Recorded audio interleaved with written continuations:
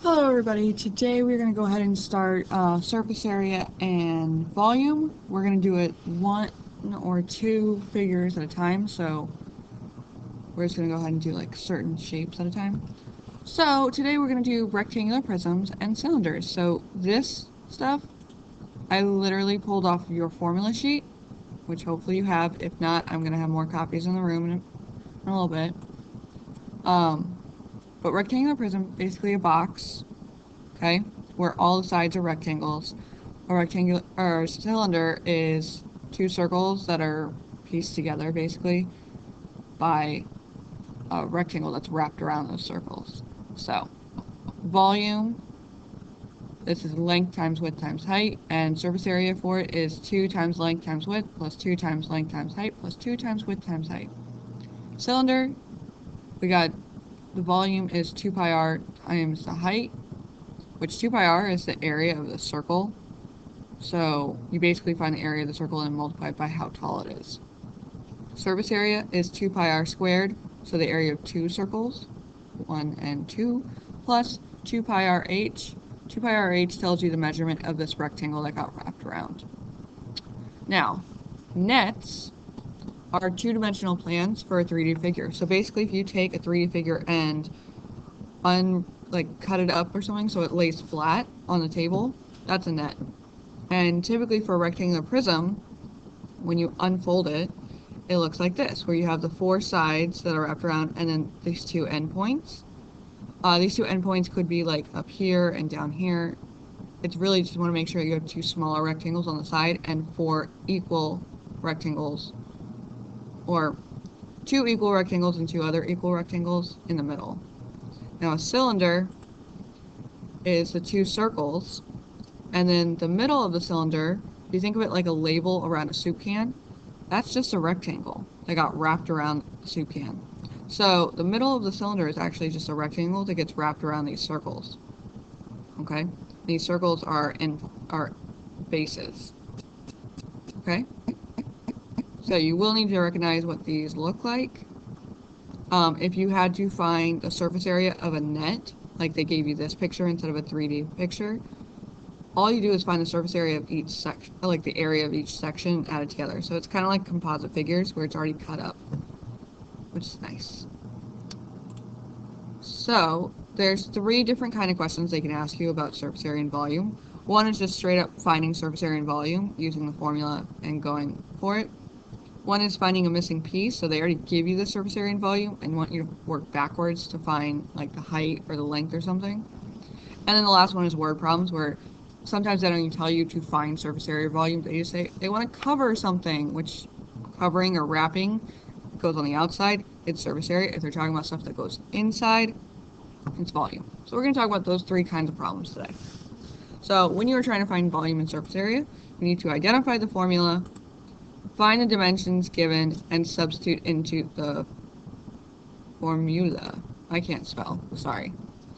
And then you just go ahead and solve for that variable that you're missing or you're trying to find. So, but you want your work, it's going to be set up, like needs to be set up the way that I'm showing you, because that's how I need to see it on your quest that you're going to have. Not for a couple weeks, but so everything I'm showing you, the workload, should be the same kind of workload that you give me for an answer. Okay, so volume of the cylinder, the formula is pi r squared times h. Well, the radius, which is r, is 2 centimeters, and the height is 5 centimeters. There you go. So I just go ahead and plug that into the formula. So volume is really pi times 2 squared times 5. Well, 2 squared is just 4. And then I multiplied pi, 4, and 5 together. I get 62.8. So my answer is 62.8 centimeters squared. Okay? Actually, it's not squared.